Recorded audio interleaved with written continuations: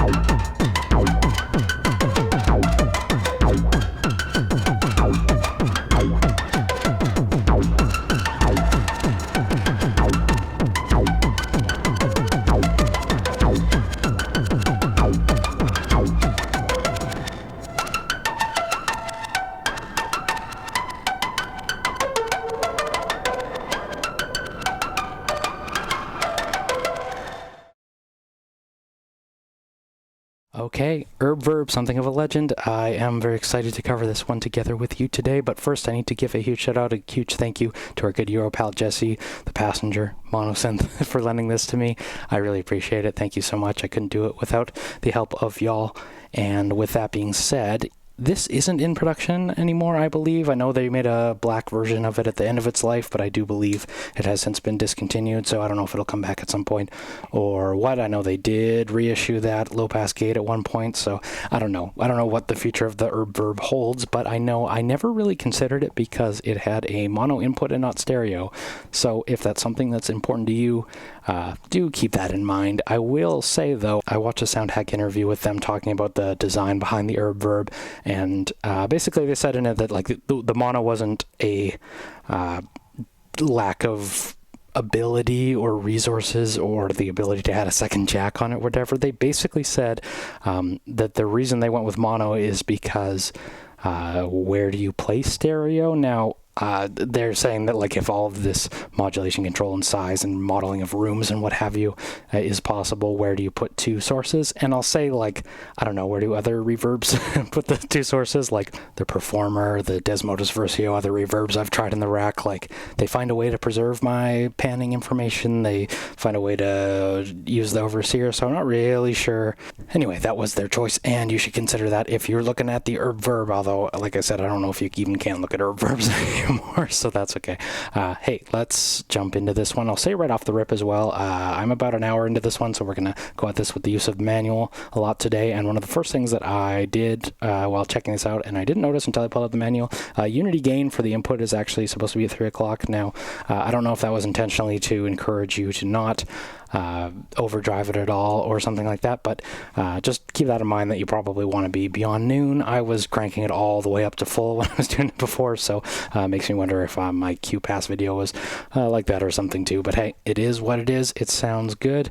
I'll mention that as well, that if we listen to this quick, so this is totally dry, this gain stage still affects it. I just want to point that out because I was also messing that up before. But on the note, or while we're talking about our input signal, what I have going on, let's pitch this up a hair actually. We have the Mind Phaser, the saw output going into the Super Saw Tour by Happy Nerding, making it into Super Saw, and then into the steady state gate. This patch is super plucky. I just want it to like decay really quickly, just try and be fat so there's a lot of harmonics to ring out basically, and then leave as much space in the proverbial room as we can just to like let it ring out so we can really hear what's happening without having to crank the mix up like ridiculously high. So on that note, let's bring it up to noon, and we're going to go through the panel knob by knob essentially. So I'll start with size. Size is probably the biggest macro control. I mean, it's at least the largest knob and you know, for a reason. If you start at the smallest one, I'll also point out in the manual there's a lot of mention of different room sizes. There's coffin fully counterclockwise, and then it morphs up into room at noon. And I don't think these are actually digitally modeled after different rooms. I think these are just reference points to think about, like if you know what a room reverb is, if you've tried certain guitar pedals that are supposed to be room, I assume that's what they're making reference to. Now this is plate. Now when I think about plates, I think about like the way the guitar reverb pedals usually model things, and not a whole bunch of tone changes here, just thinking like size, right? This is going up through hall into ambient at 4 o'clock, and then fully counterclockwise they describe as heaven. And it sounds great.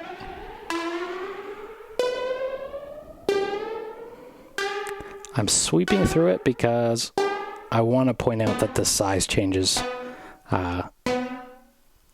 I think in Desmoda's Versio, and I'm not going to make comparisons to it all video, but they have options to introduce lag and stuff when you're changing the size. Pick your poison. Some people love that change in pitch. I believe that's what goes into making shimmers, right, is that shift in pitch. But just consider that when size changes happen, they happen to the tails. So let's go up to noon for this one. On the size front, I want to say that like when you get this level of control, everything kind of gets blurry in terms of like what's what. And when I say that, it's because the size of a room is expressed not only through like the tone, but also between this pre-delay, which is the space between the incoming signal and its first bounce. So yes, you can have a huge room and you should have a longer pre-delay to express that, but kind of the idea, or like, I don't know if the ethos is the word, but a lot of what goes into Erbe-Verb in my mind is messing with those two. What if my room was really small, but it took a really long time for that pre-delay to hit? Well, now we have like a delay. Like we have like a really wacky one-tap delay, right? And that's where Erbe-Verb is really special.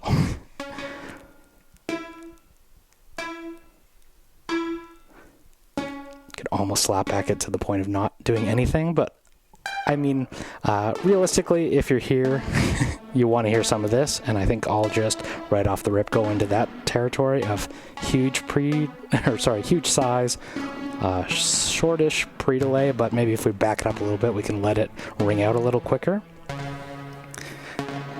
which is really important. But almost more important than those two, I'd say, is the decay. So how long do we want it to ring out?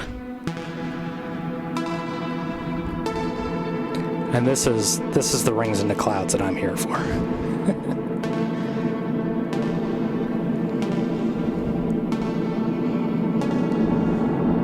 Set it to infinite and it'll just go forever.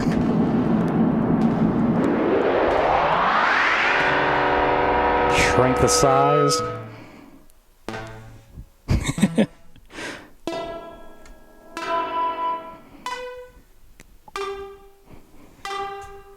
So, like I said, yes, the manual says coffins at 9, rooms at noon, plate, and so on, but like, consider that we're not aiming to model, well, I wouldn't aim to model a plate with this, right? The fun of Erbe-Verb is coming in here and making a distinction between those two, right? Taking a massive room and just turning it into this crazy swell.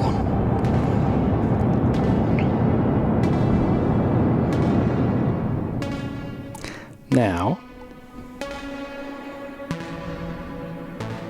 that sounds nice. Very nice, very nice. Now, related to the decay is an absorb control, which it doesn't really explain what it is, other than it has a great deal of influence on the decay. And to me, I think it just sort of like allows you to either have, well, allows you to have really huge decays. Like, you can think of it as like feedback on delay, right? You can really start to swell it out, but with the absorb knob, you can keep it from feeding back. Sorry, I'm turning it down, not up. So you can get that tone of a huge feedbacky decay without having it just blow out, right? So you can kind of make it into this, like, I don't know. I don't want to say delicious soup, but I'm hearing a delicious soup. Like, it's just this, like, this is that heaven, right? Here. And it sounds gorgeous.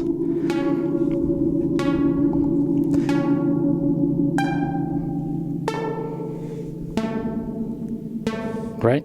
So now beside that is the tilt parameter here. So this shapes the final tone of the reverb. It's the last operation in the algorithm, so it has no effect on the energy feedback or anything. It's completely independent of the reverberation process. So it's kind of like an EQ, I guess.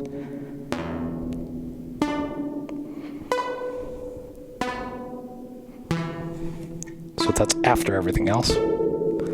But if I want to make it really bassy, we can. If we want to do super trebly. Note, I just say take note that it kind of, it's not resonant in any way, which is nice. Because in the, well, I like how the Desmodus Versio sounds with like, it almost has like a resonant like DJ factor because it's like raunch. But this is really subtle, so pick your poison. I love my Desmodus Versio, but like consider that its EQ's a little more subdued, which I really like. And then there's internal modulation, so there's speed. Now, I am inclined with everything in Eurorack to clock it. I am I don't know, I've said this in a couple of videos that I'm a huge fan of clocking reverbs, but for that reason, maybe we'll just start doing some drone, and this is what you're here for, right? This is the rings in the clouds that we're all after. So now, you have a speed, and you can see this clock here, indicated by this LED, but then there's depth. And this will modulate. What is modulating this? So it's like an LFO to the left, and ergodic at the right. Ergodic. Okay. So this will get into chorus territory, and that sounds really nice. But the other one says causes random room dimension shifting, which sounds like a shimmering effect. And this graphic really looks like shimmer to me, and I love shimmer, so let's go into that. Yes. Yes.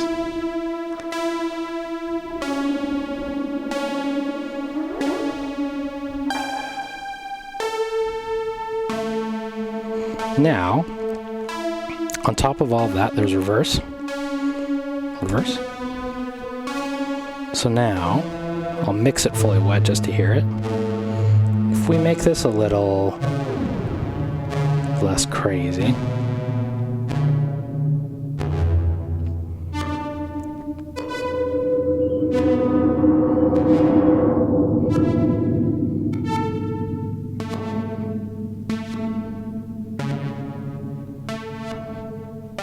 You really get into that, I don't want to say shoegazy territory, but just sort of makes me think of like going to indie rock shows. this is the sort of thing that somebody would roll their pedal board with. Increase my tempo. On the sequencer side, increase the speed on the internal modulation side. But on that note, there are modulation sources galore, so let's... I don't know, you can modulate the reverse, and I think... Yeah, so I'm sending it an LFO right now. We're just gonna, like, engage that reverse every once in a while for some random sweeping. For that reason, I want to get into the shimmery territory, too.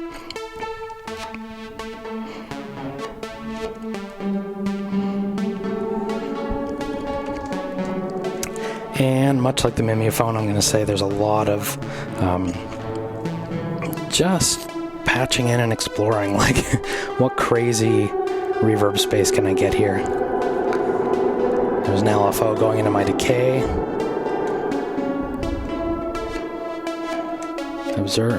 Into absorb.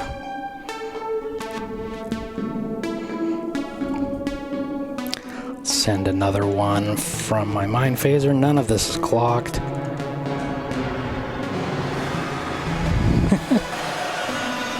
Note that there's attenuators on some, but not everything.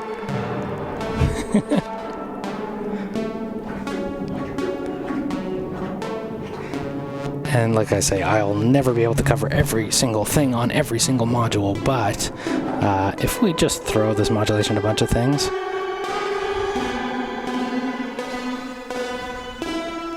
I mean, for my taste, I love shimmers. I know some people hate them. I was talking to recently. For my taste, what has been thus far a great way to basically go is to have the absorb knob cranked all the way up and get my decay as high as I can get it without feeding back. Too high, too high. Tilt it all the way down. Maybe tilt modulation would be nice.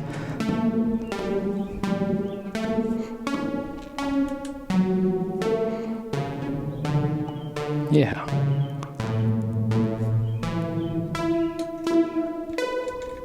Depth.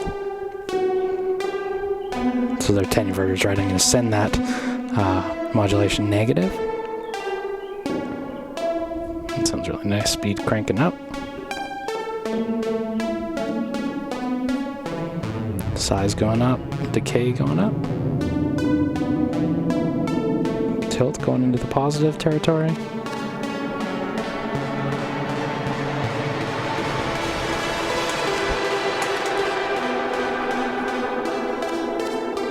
Yes.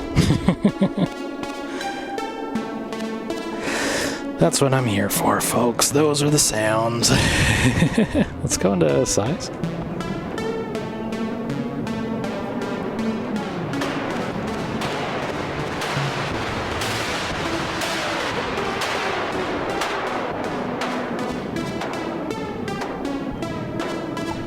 I don't even know what I did there. Let's try that to speed. Let's try this all in reverse. I just realized I was reversing it this whole time. I was sending it modulation to reverse it every once in a while. Maybe that was what was controlling this crazy feedback, because the buffer will switch to reverse and save it. So I almost wonder if you want to like reverse, or use reverse as like a reset, or do you just crank the absorb? And on that note, maybe we can try sending some different things in. So we've been listening to the Mind Phaser for a long time now. Let's try doing something really digital. This is the Loquelic.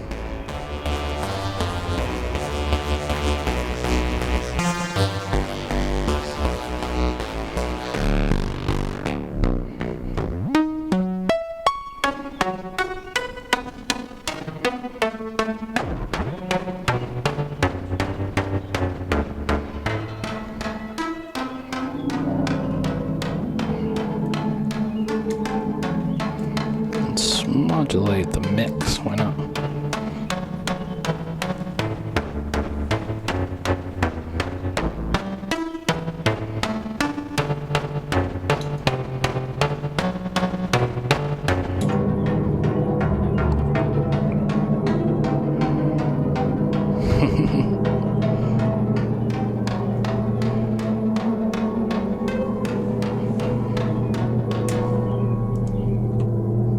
Okay, doesn't need any input.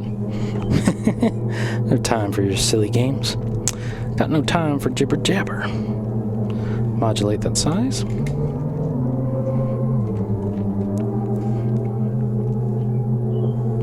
I know I have a buffered mult here somewhere. Let's get our clock going into this one, and then we're just gonna start throwing a whole bunch of different things at it. So clock going into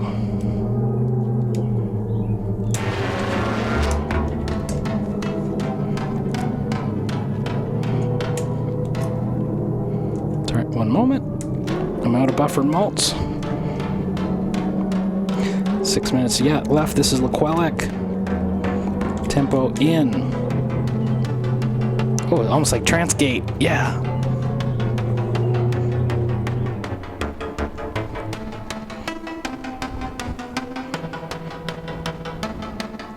I assume this is like clock divider? Yeah.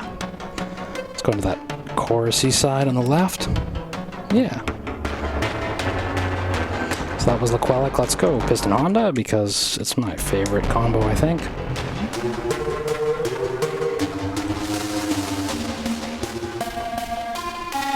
So here's dry sound. A little less FM. Let's bring in the wet.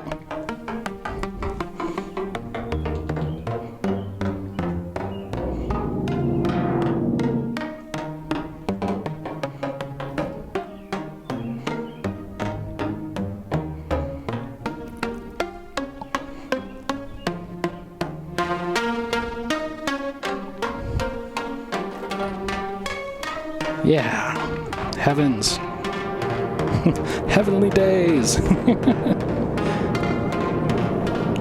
Let's go back into that shimmer mode. Yeah. Sounds great. I'm gonna patch up some drums for y'all right real quick. That'll be the last thing that'll play us out, I figure. Alright, I'm just gonna throw first drums and then everything at the Erbe-Verb to play us out. So, hey, I'm Tafony. Thanks so much for watching. Take care, like, comment, subscribe, do all that crap that YouTube is always on my case but not promoting to you. And I'll see you in the next video. Take care.